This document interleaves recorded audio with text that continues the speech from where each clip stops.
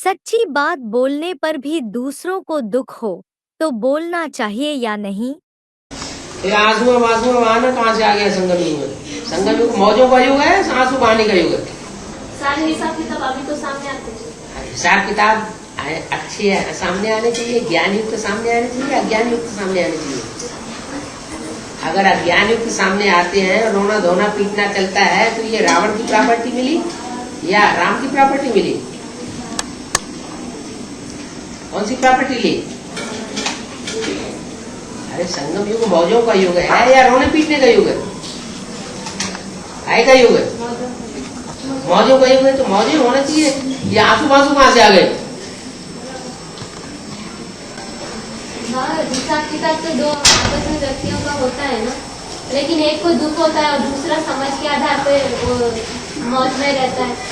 तो समझ होनी चाहिए। समझ ही तो देने, समझ माना ज्ञान। फिर दूसरे व्यक्ति को दुख हो रहा है, तो ज्ञान ही तो देने के लिए शिव बाबा आया हुआ है, और कहीं के लिए आया हुआ है?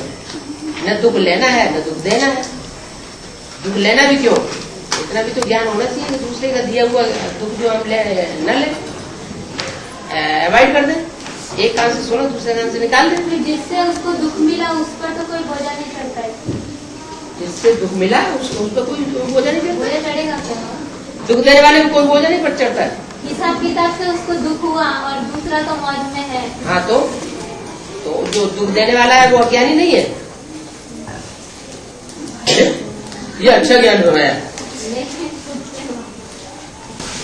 बाबा हम नहीं चाहते, वो लोग ले रहे हैं तो हम दुख नहीं देना चाहते, पर हमारी बातों से वो दुख ले रहे हैं। तुम तो ऐसी बात क्यों कहते हो जब तुम्हें मालूम है कि ऐसी बात कहने से दूसरे का दिल दुखेगा?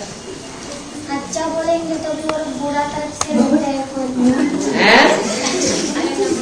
अच्छा बोलने से भी बुरे तरीके से लेते हैं। हाँ, तुम जानते हो कि हमारी अच्छी बात को भी बुरे तरीके से लेते हैं, तो उस समय थोड़ा धीरज धरो, मत बोल। उनकी जब अवस्था बन जाए तब बोलना शुरू कर। हम पॉजिटिव रूप से ही कहते हैं, लेकिन अगर सुनने वाले निगेटिव रूप से सुन करके उसको दुख लेते हैं या फिर तो हमें मालूम है ना कि हम जो पॉजिटिव बोल रहे हैं वो नेगेटिव उठाएगा। हमारे पे बोझा नहीं चढ़ेगा। तो उस समय क्यों बोलना चाहिए जब नहीं, अच्छे तरीके से ही बोल रहे हैं।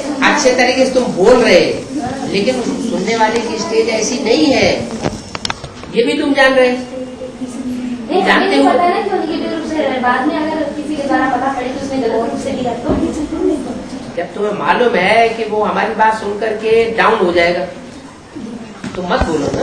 कोई पता नहीं होगा, ऐसे बोल देंगे तो क्यों बोलते हो? ये भी तो अज्ञानता हुई कि समय का ध्यान न रखना, व्यक्ति का ध्यान न रखना और अपनी बात बोल देना। इसका मतलब कुछ बोलना ही नहीं, बोलना, लेकिन समय का ध्यान रखो, व्यक्ति का ध्यान रखो, माहौल का ध्यान रखो, फिर बोलो। या फिर ऐसे बोले कि जिससे बात करे वही सुने, दूसरा कोई सुने तो ठीक बात हो, अच्छी बात है।